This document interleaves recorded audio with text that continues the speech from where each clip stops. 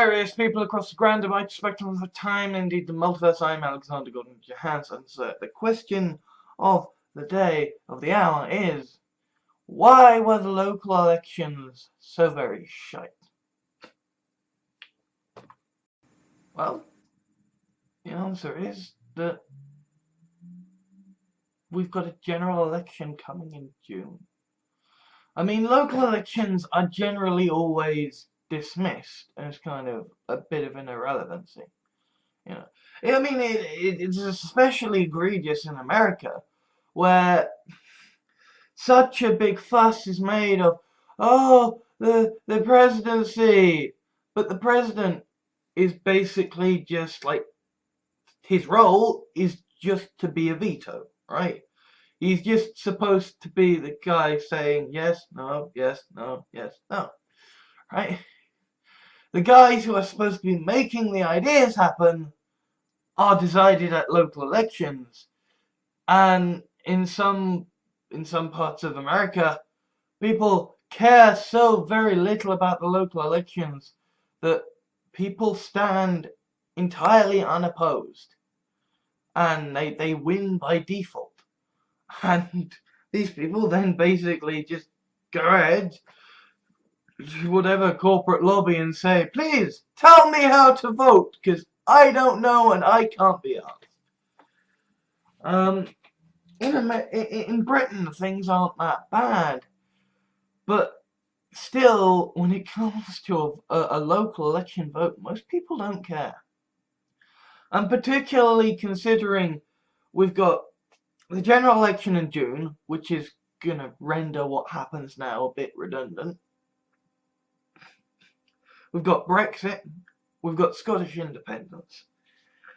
And so it's all kind of a bit redundant. It's a bit like getting het up and caring about the local elections is like putting all your energy into the first day of work when you've got the rest of the week to deal with, right? You know, yeah, it's a challenge and you should meet it, but you've also got to be aware that there's this thing going on, and this thing, and this thing, and this thing, and this thing, and this thing, right? And also, you got to remember that, like, we have, even in Britain, we have faced, through the sort of transatlantic media, the ongoing madness of the presidency. You know, the madness of King Trump. And so, yeah, people are worn out. Frankly, I'm worn out. I don't really give a shit anymore. You know, I'm doing my fucking duty as a democratic person, right? But so what? You know, yes, people, voting is a good thing, and you know, we have fought for the right to vote. Absolutely. Except the reason we still have a representative democracy as opposed to a direct democracy is that, frankly, we live in a world where there are so many different things vying for our attention that it's like, if you're going to vote is, I mean, it's worse in America, where Republicans are genuinely, as part of their, you know, their party proposals and campaign ideas, are genuinely trying to make it more and more difficult to vote in order to discourage people that would vote against them from voting. But, you know, in Britain, things aren't so bad, but it's still like, you know, I mean, Tom Scott has a great video on why digital voting is a bad and stupid idea. And I totally agree with that.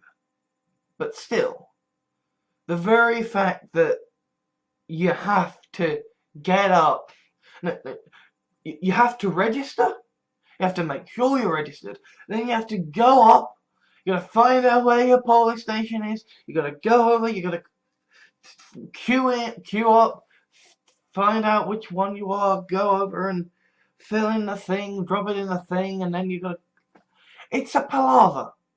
It's a palaver. And the reason we have a representative democracy is that we want people to deal with that shit, right?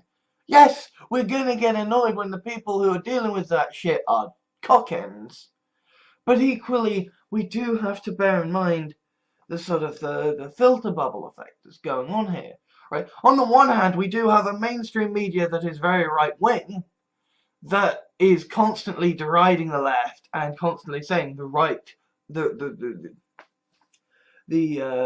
conservatives are great and glorious and what have you. But also, we each have our own bubbles. We each have our own things, you know. The very fact that conservatives are, you know, ableist, sexist, racist bastards means that we don't hear from them. Because we just go, no, you're being annoying.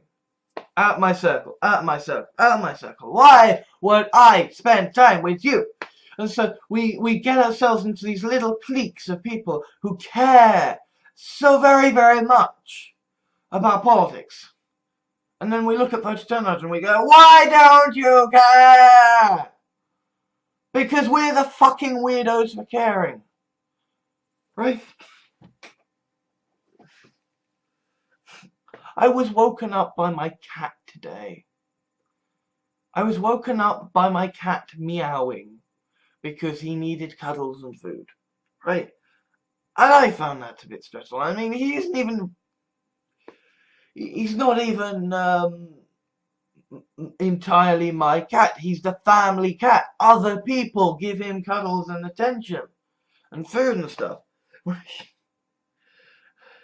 But even just having this little, you know, I suppose timeshare care for this cat is enough to grind me down, right?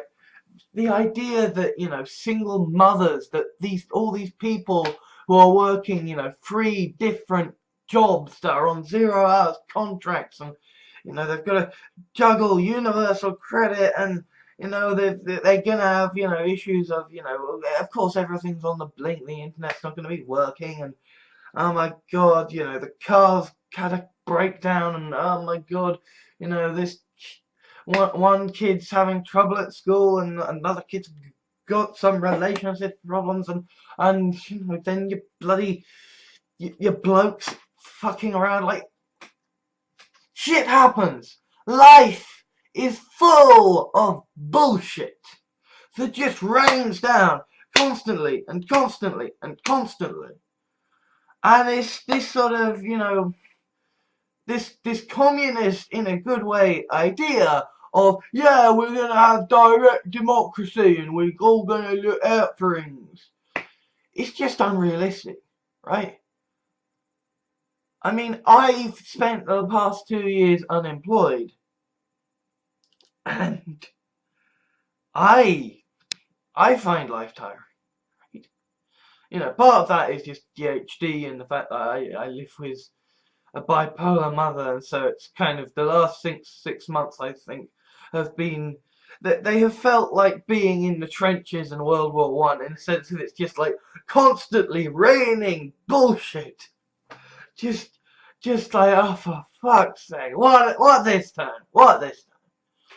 And I am very much aware that by comparison to so many working people who are so very, very hard working, I've got an easy life. And it's like, I have trouble keeping up with this shit. All these people who are on 0 hours contracts, who are being overworked, who are having to you know, they're being told how you need to dress this way to be acceptable. You need to go to the gym. You know, at the same time, they're also human, so they're gonna smoke, they're gonna drink. Like, so many things in life pull on people, and they're supposed to care about local elections when, you know, in a couple of months there's gonna be a general election that's potentially gonna throw it all up in the air, right? And also, right, this isn't actually as bad as it seems, right? Oh no, Labour, they have lost some seats. Ah, the Conservatives, they have increased their seats. Ah, wait. Here's the thing, guys.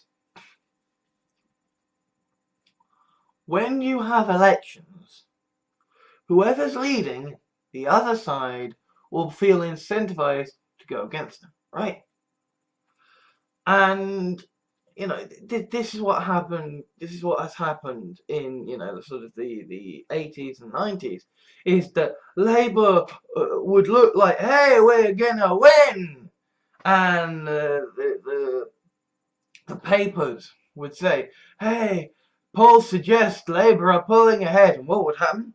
All the Conservative voters would go, oh no no no no no, Labour are pulling ahead. We need to go, we need to stop them.